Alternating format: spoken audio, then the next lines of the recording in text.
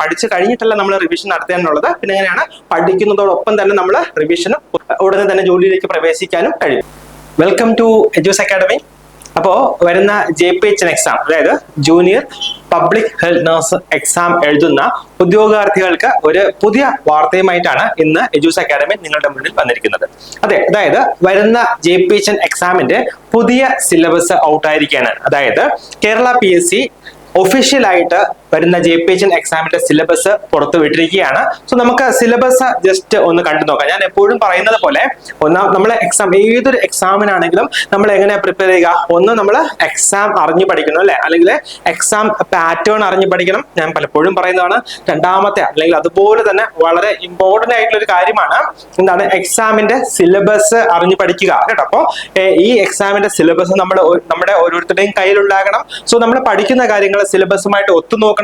ഓരോ കാര്യങ്ങൾ പഠിച്ചു പോകുമ്പോൾ ആ സിലബസ് കംപ്ലീറ്റ് ചെയ്ത് നമ്മൾ ഇൻഡിക്കേറ്റ് ചെയ്ത് അല്ലെങ്കിൽ മാർക്ക് ചെയ്ത് പോകണം. എന്നെങ്കിലും നമുക്ക് ഇനി എത്രത്തോളം പഠിച്ചു തീർക്കാനുണ്ട് എന്നുള്ളത് മനസ്സിലാകത്തുള്ളൂ. വേറെ ഒരു ഇമ്പോർട്ടന്റ് ആയിട്ടുള്ള ഒരു കാര്യം കൂടെ ഉണ്ട്. ഞാൻ പലപ്പോഴും പറഞ്ഞിട്ടുള്ളതാണ്.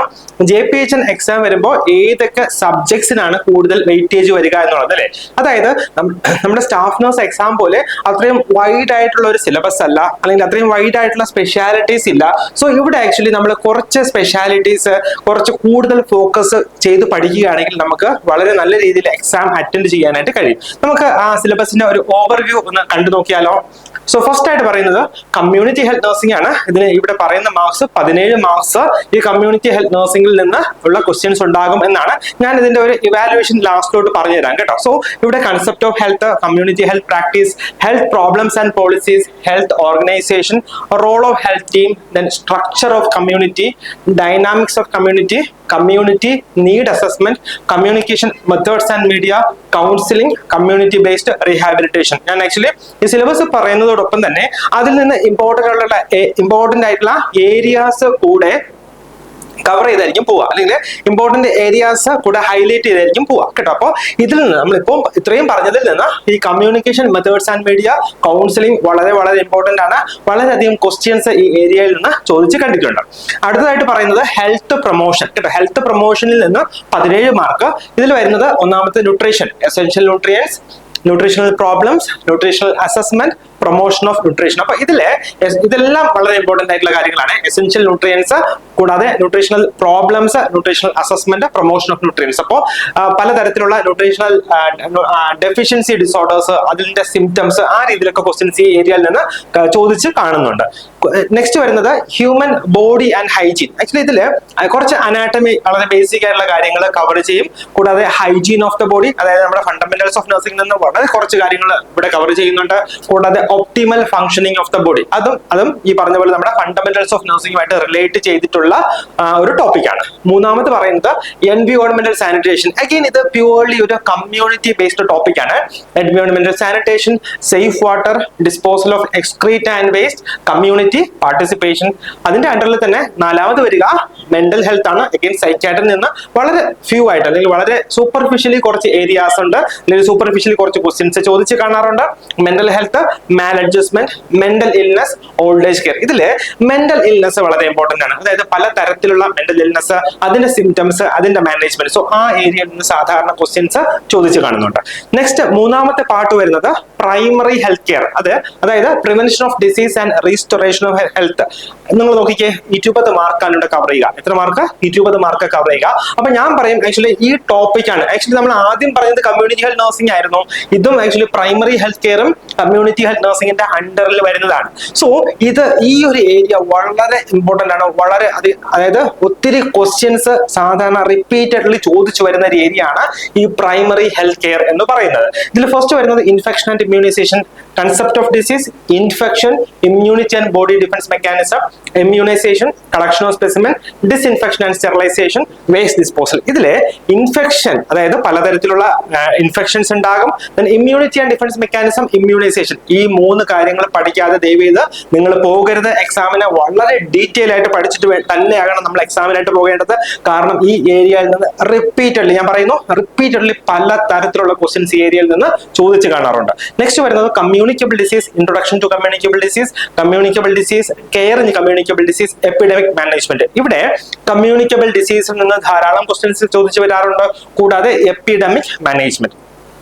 നെക്സ്റ്റ് വരുന്നത് കമ്മ്യൂണിറ്റി ഹെൽത്ത് പ്രോബ്ലംസ്. ആക്ച്വലി ഇത് നമുക്ക് ഈ സിലബസ് അല്ലെങ്കിൽ നമുക്ക് ഈ ടോപ്പിക്സ് വായിക്കുമ്പോൾ മെഡിക്കൽ സർജിക്കൽ നഴ്സിംഗുമായിട്ട് വളരെ റിലേറ്റ് ചെയ്തിട്ടുള്ള ടോപ്പിക്സ് ആണെന്ന് തോന്നും. പക്ഷേ ഇതിൽ നിന്ന് കുറച്ച് ഡിഫറെന്റ് ആണ്, അല്ലെങ്കിൽ കുറച്ച് വ്യത്യാസമുണ്ട്.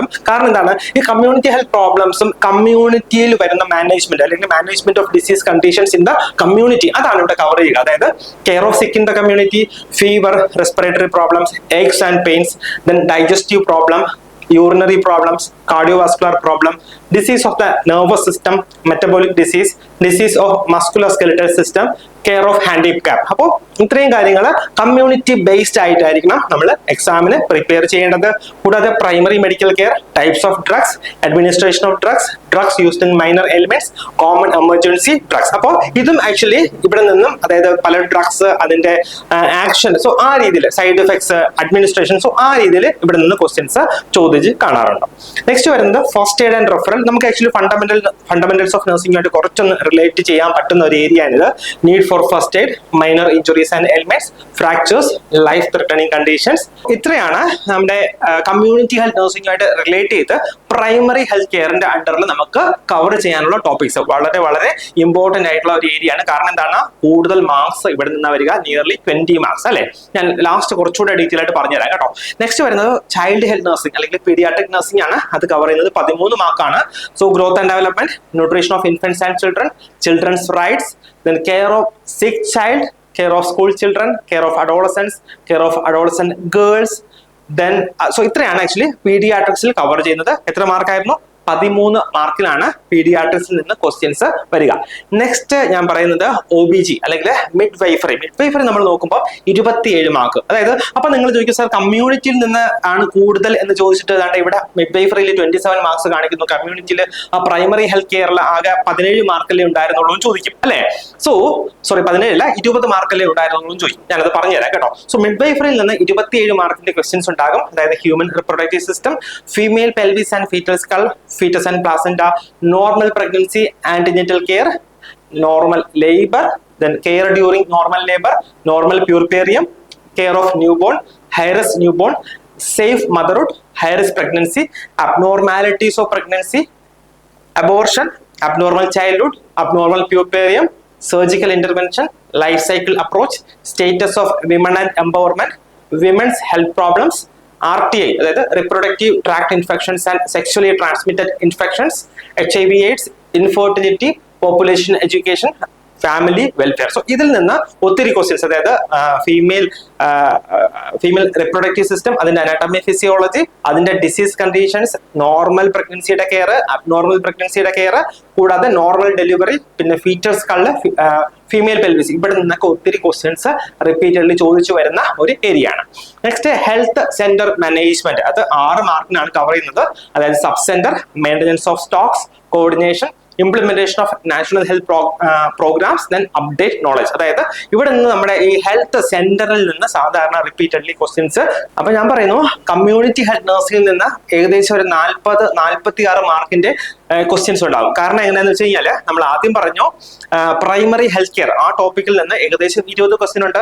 പിന്നെ നമ്മുടെ ആദ്യത്തെ ടോപ്പിക് ഉണ്ടായിരുന്നല്ലോ കമ്മ്യൂണിറ്റി ഹെൽത്ത് നഴ്സിംഗ്, അതിൽ നിന്ന് ഒരു 17 മാർക്കിന്റെ ക്വസ്റ്റ്യൻ ഉണ്ട്. പിന്നെ രണ്ടാമത് നമ്മൾ പറഞ്ഞു ഹ്യൂമൻ ബോഡിയുമായിട്ട് റിലേറ്റ് ചെയ്തിട്ട് ഒരു 17 മാർക്ക് പറഞ്ഞിരുന്നു. സോ അവിടെ നിന്ന് നമുക്ക് ഏകദേശം ഒരു 7 മാർക്ക് അല്ലെങ്കിൽ 8 മാർക്കിന്റെ ക്വസ്റ്റ്യൻസ് നമുക്ക് പ്രതീക്ഷിക്കാം. അപ്പൊ 20, 17, 37, 8 വരുമ്പോഴത്തേക്ക് 40, ഏകദേശം 46 മാർക്കിന്റെ, 45, 46 മാർക്കിന്റെ ക്വസ്റ്റ്യൻ നമുക്ക് കമ്മ്യൂണിറ്റിയിൽ നിന്ന് പ്യൂർലി നമുക്ക് പ്രതീക്ഷിക്കാം. അത് കഴിഞ്ഞാൽ പിന്നെ സെക്കൻഡ് പ്ലേസ് വരുന്ന ആർക്കാണ്? OBG അല്ലെ. OBGയിൽ നിന്ന് ധാരാളം ക്വസ്റ്റ്യൻസ് ഉണ്ടാവും. അത് കഴിഞ്ഞാൽ പിന്നെയും പീഡിയാട്രിക്സിൽ നിന്ന് ധാരാളം ക്വസ്റ്റ്യൻസ് ഉണ്ടാവും. സോ ഈ രീതിയിലാണ് നമ്മുടെ എക്സാമിന്റെ സിലബസ് വരിക. അപ്പം ഞാൻ ഒന്നുകൂടെ ഒന്ന് കൺസൈസ് ചെയ്ത് അല്ലെങ്കിൽ ഒന്ന് സമ്മറൈസ് ചെയ്ത് പറയാണ്. നമ്മുടെ കമ്മ്യൂണിറ്റി ഹെൽത്ത് നഴ്സിംഗിൽ നിന്ന് ഏകദേശം 45-46 മാർക്കിന്റെ ക്വസ്റ്റ്യൻ ഉണ്ടാകും. OBGയിൽ നിന്ന് ഏകദേശം 23 മാർക്കിന്റെ ക്വസ്റ്റ്യൻ ഉണ്ടാകും. 23-27 മാർക്കിന്റെ ക്വസ്റ്റ്യൻ ഉണ്ടാകും. ദെൻ പീഡിയാട്രിക്സിൽ നിന്ന് ഏകദേശം 13-17 മാർക്കിന്റെ ക്വസ്റ്റ്യൻ ഉണ്ടാകും. പിന്നെ ബാക്കിയുള്ള ഞാൻ പറഞ്ഞ പോലെ സൈക്യാട്രി, കൂടാതെ fundamentals of nursing, first aid, ഇങ്ങനെയുള്ള ടോപ്പിക്കിൽ നിന്ന് ബാക്കിയുള്ള ക്വസ്റ്റ്യൻസും ചോദിക്കും. അപ്പോൾ ഞാൻ എപ്പോഴും പറയുന്ന പോലെ നമ്മൾ എങ്ങനെ പഠിക്കേണ്ടത്, നമ്മളൊന്ന് എക്സാം പാറ്റേൺ അറിഞ്ഞ് പഠിക്കണം, രണ്ടാമതായിട്ട് നമ്മുടെ സിലബസ് അറിഞ്ഞ് പഠിക്കണം. അപ്പം സിലബസ് ഇപ്പൊ നിങ്ങളുടെ കൈകളിലേക്ക് ലഭിച്ചിരിക്കുന്നു. ഇനി നിങ്ങളുടെ ഊഴമാണ്, അല്ലെങ്കിൽ നിങ്ങളുടെ ചോയ്സ് ആണ് എങ്ങനെ പ്രിപ്പയർ ചെയ്യണം എന്നുള്ളത്. നമ്മുടെ JPHN എക്സാം വരുന്ന ഏപ്രിൽ മാസം 26-ാം തീയതിയാണ് നടത്താനായിട്ട് തീരുമാനിച്ചിരിക്കുന്നത്. അപ്പൊ ഏകദേശം നമുക്ക് ഇന്ന് മുതൽ നമ്മളൊന്ന് കൂട്ടി നോക്കി കഴിഞ്ഞാൽ നമുക്ക് ഏകദേശം ഒരു 80 ദിവസം ഉണ്ടല്ലേ, അതായത് ഒരു 2.5 മാസം, 3 മാസം ഇല്ല, 2.5 മാസത്തിനേക്കാളും കുറച്ചുകൂടെ കൂടുതൽ ദിവസം, 2-3 ദിവസം കൂടെ കൂടുതലുണ്ടാവും. സോ നമുക്ക് വ്യക്തമായ ഒരു സ്റ്റഡി പ്ലാൻ ഉണ്ടാവണം. കൂടാതെ ഈ പറഞ്ഞ എല്ലാ ടോപ്പിക്സും, ഈ സിലബസ് നമ്മൾ കംപ്ലീറ്റ് ചെയ്ത് പഠിച്ചിരിക്കണം. സോ നമ്മുടെ എജൂസ് അക്കാഡമിയിലെ JPHന്റെ ഇന്റൻസീവ് ട്രെയിനിങ് ക്ലാസ്സുകൾ നടന്നു വരുന്നു. പുതിയ ബാച്ച് ഞങ്ങൾ ഉടൻ തന്നെ ആരംഭിക്കുകയാണ്. ഇപ്പോൾ ആർക്കെങ്കിലും ഈ സിലബസ് കണ്ടിട്ട് ഇത്രയും ടോപ്പിക്സ് സ്വന്തമായിട്ട് ഈ ഒരു ചുരുങ്ങിയ കാലയളവിൽ പഠിച്ചു തീർക്കാൻ കഴിയില്ല എന്ന് തോന്നുകയാണെങ്കിൽ ഉറപ്പായിട്ട് നിങ്ങൾക്ക് ഞങ്ങളുടെ അക്കാഡമിയിൽ ജോയിൻ ചെയ്യാം. ഞങ്ങളുടെ അക്കാഡമിയിൽ ഹൈ ക്വാളിറ്റി ഈ പറഞ്ഞ പോലെ സിലബസ് ഓറിയന്റ് ചെയ്തിട്ടുള്ള ഹൈ ക്വാളിറ്റി വളരെ നല്ല ക്ലാസ്സുകളാണ് ഞങ്ങൾ എടുത്തു വരുന്നത്. സോ നിങ്ങൾക്ക് ക്ലാസ്സുകൾ കേൾക്കാം. അതുകൂടാതെ തന്നെ ഞാൻ എപ്പോഴും പറയുന്ന പോലെ ഈ ക്ലാസ് കേട്ടാൽ മാത്രം പോരാ, പഠിച്ചാൽ മാത്രം പോരാ, പിന്നെന്താണ്, നമ്മൾ റിവിഷൻ നടത്തണം. കൂടാതെ മാക്സിമം പ്രാക്ടീസ് ക്വസ്റ്റ്യൻസ് വർക്ക്ഔട്ട് ചെയ്യണം. സോ അതുപോലെ തന്നെ നമ്മൾ ആക്ച്വലി നമ്മുടെ സ്റ്റുഡൻസിന് നമ്മൾ ലൈവായിട്ട് തന്നെ റിവിഷനും അതോടൊപ്പം തന്നെ പ്രാക്ടീസ് ക്വസ്റ്റ്യൻ ഡിസ്കഷനും നമ്മൾ നടത്തുകയാണ്. നിങ്ങൾക്ക് പഴയ ബാച്ചിൽ ജോയിൻ ചെയ്ത സ്റ്റുഡൻസിനോട് ചോദിച്ചു കഴിഞ്ഞാൽ അറിയാം, നമ്മൾ ഓൾറെഡി JPHN ബാച്ചിന്റെ live revision plus question discussion നമ്മൾ ആരംഭിച്ചു കഴിഞ്ഞു.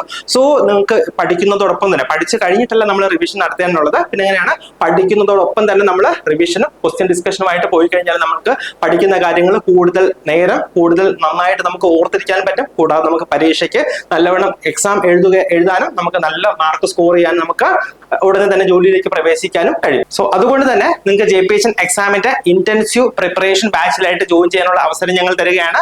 നിങ്ങൾക്ക് ജോയിൻ ചെയ്യാൻ ഉടനെ തന്നെ ഞങ്ങളുടെ ഓഫീസുമായിട്ട് കോൺടാക്ട് ചെയ്യുക. എല്ലാവർക്കും വിജയാശംസകൾ.